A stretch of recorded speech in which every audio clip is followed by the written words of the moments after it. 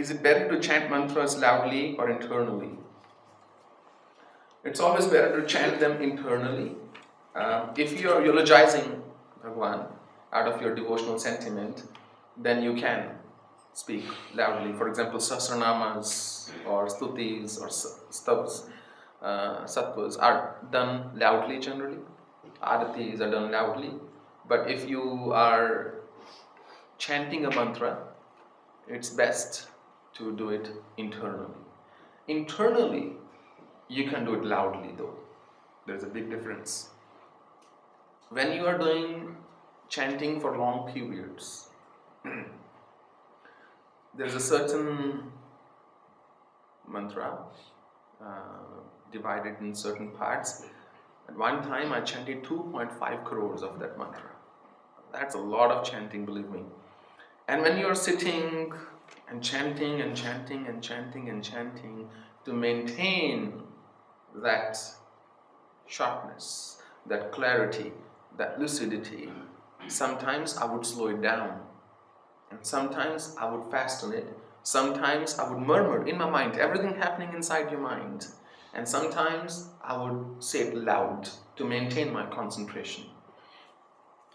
So you can do it loudly, but inside. For purascharana, is it necessary for the sadhak to take the mantra from an enlightened guru? Or can the sadhak take the mantra of his choice from any other sources like books, etc.? Well, whether the guru is enlightened or not, it's a separate matter. But you have to take the mantra from a guru. If that guru has invoked that mantra properly, they will tell you all the ins and outs of that mantra and the auxiliary practices that go with it to invoke that mantra.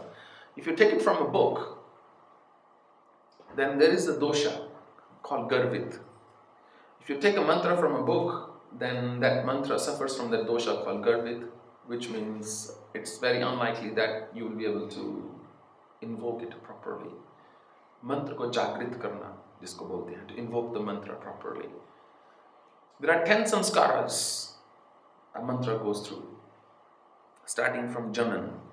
Like living energy, like a person is born, a mantra is also born. You make the mantra go through those sanskaras, Janan, Vimlikaran, Napyaman, Bodhan, Rodhan, Chodhan, Taran, and so on. And then there are 6 parts of a mantra: Shadang, Devta, Bij, Kilak, Shakti, Rishi, and Chant. Those 6 parts, you need to know what they are. If the mantra is a seed syllable, then you have to invoke that seed syllable. Then sometimes you have to create a bridge for the mantra. It's called Setu Bandhan. And there is Setu and there is Mahasetu. So you create a relationship between mantric energy and yours. And then there is also this called Tar and Samput. Sometimes you have to focus on every single letter of the mantra to invoke it properly, and that's something only your guru can tell you, whether or not you need to do it. And before a mantra can be invoked, there are other elements in play. For example, where you sit down and chant a mantra, there's a chakra called Kuma Chakra. It's drawn on that bhumi, on that piece of land, before even you pray to different energies, Vastu and Gramdev and Sthandev and so on. And then you decide, okay, where am I going to sit? As per that drawing. And then there is a thing called Akadam Chakra. In that, the total of your name and the letters of the mantra are compared if their energy is going to interfere with yours. And then we do Rindhani Vichar, which means, do you already owe the mantra, the devta, something from your past life? If you do, it may take your whole life before you will realize any benefit from that mantra. And then there is Shatru and Mitra Vichar of that mantra. By any chance, is the mantra against you? Is it going to work against you? And all these things only a guru can tell you.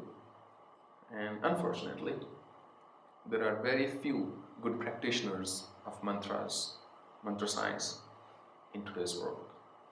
And once again,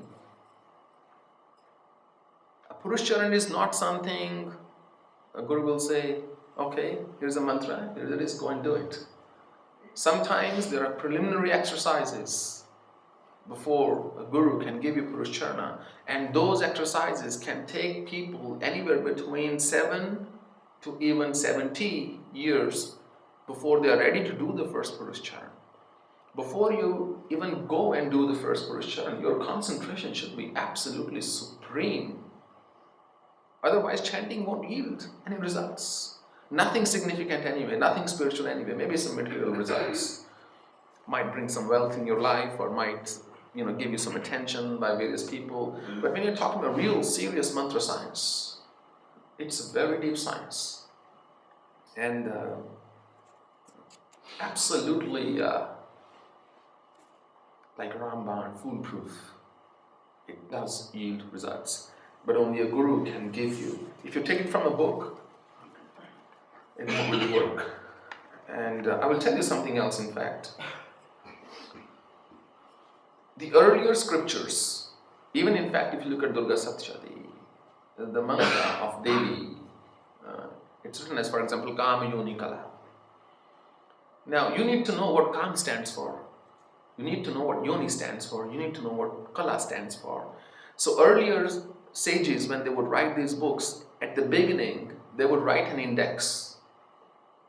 For example, they may say, wherever I'm using the word Maya, I mean a bij mantra of Devi. Could be, let's say, green. Wherever I'm saying Shri, I mean actually a bij mantra of Shri. Wherever I'm saying Lakshmi, I actually mean a bij mantra of Lakshmi. Where I'm saying Kali, I mean a bij mantra of Kali. And sometimes they would swap these indexes or indices and take those pages off. And they will give it to the disciples, say, now copy these manuscripts. And they would keep making copies. And when one or two disciples would think, hey, we've got all the wealth here of knowledge of mantras, and they were to steal that information and walk away, no worries, do it. Because the key is here, the passcode. They'll keep chanting the mantra, thinking the words are the mantra, but the actual reference is with the teacher. So that's why in books, you really don't find complete information at all, ever, in any book whatsoever, even in Upanishads. Like Aruna Upanishad, Tripura Upanishad, Bhagwan Upanishad talks about this. Even the yogic exercises for that matter, you look Dhyana Upanishad, Dhyan Bindu Upanishad, you read these Upanishads and you see, you think, I now know how to do this exercise, but they are only touching upon it. Because a guru will see what suits you.